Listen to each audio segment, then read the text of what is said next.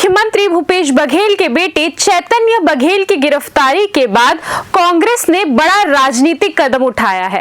रायपुर स्थित कांग्रेस प्रदेश मुख्यालय राजीव भवन में वरिष्ठ नेताओं की बैठक हुई, जिसमें राज्य सरकार, उद्योगपतियों और केंद्रीय एजेंसियों की भूमिका को लेकर गंभीर चिंता जताई गई। बैठक में निर्णय लिया गया कि कांग्रेस 22 जुलाई को पूरे प्रदेश में आर्थिक नाकेबंदी और चक्का जाम करेगी।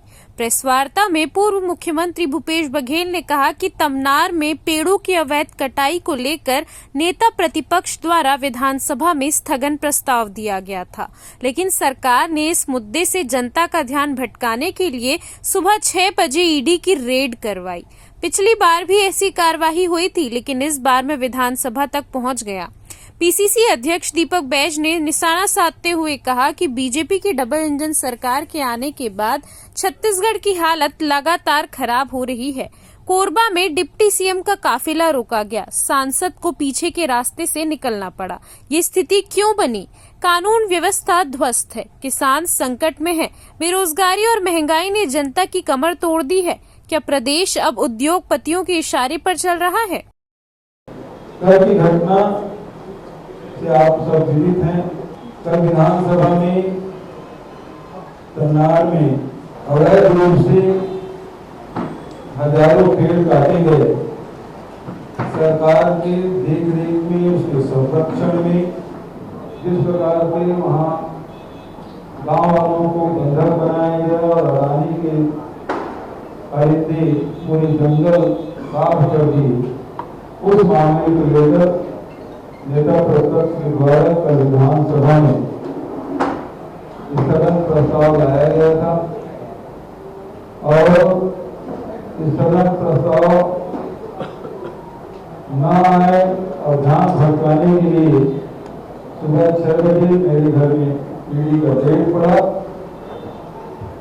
पिछले समय भी सत्र में, बजट सत्र में मेरे घर ईडी और आईटी का रेड पड़ा था और उस समय मुझे नहीं आने दिया।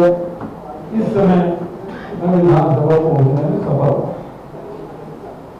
और वहाँ प्रश्नकाल हुए और जिस प्रकार से हम लोग जब वहाँ विधानसभा में थे और उसी समय सूचना आई कि मेरे को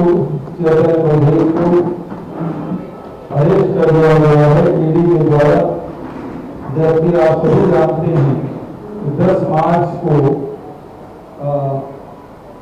रेड पड़ा, उसके बाद कल 18 जुलाई था, तब तक एक बार न नोटिस दिया गया, न एक बार बुलाया गया, न कहीं पूछताछ की गई, सीधा कर गिरफ्तारी की।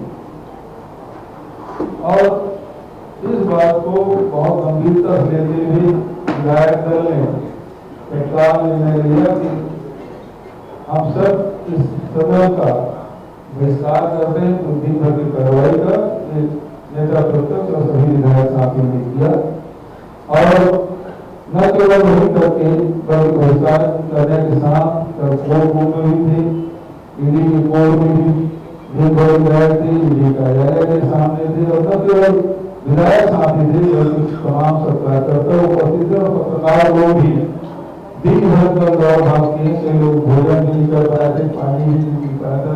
ऐसी हड़बड़ी सभी पत्रकारों के साथ भी हुई। मैं पूरे प्रदेश कांग्रेस समिति को भी धन्यवाद देता हूँ, विधायक दल को भी धन्यवाद देता हूँ, पत्रकार साथियों को भी धन्यवाद देता हूँ।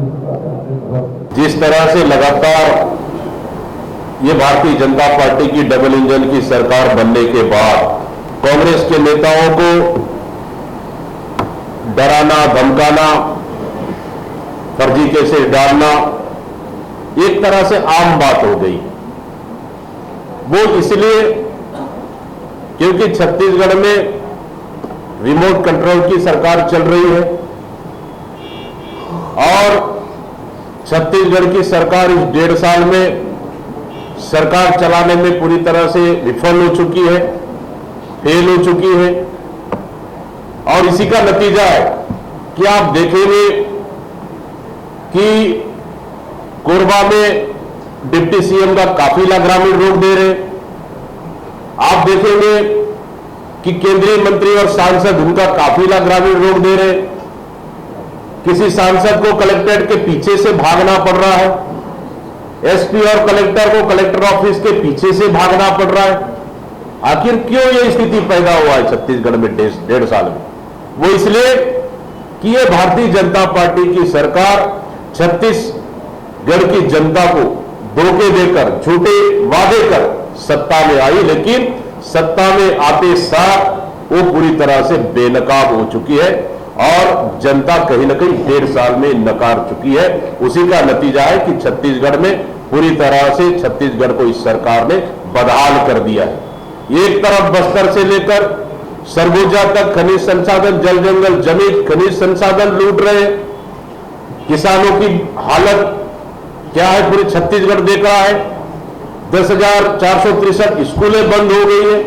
युवाओं के लिए एक नौकरी का कोई रास्ता नहीं बचा, पूरे रास्ते बंद हो गए। छत्तीसगढ़ में लाइन ऑर्डर पूरी तरह से खत्म हो चुकी है। इन सब मुद्दों को लेकर तमाम सीनियर नेताओं के साथ प्रदेश कांग्रेस कमेटी ने इस 1.5 साल में सरकार के खिलाफ में बेहद आक्रामक रूप से लड़ाई लड़ रही है और कहीं न कहीं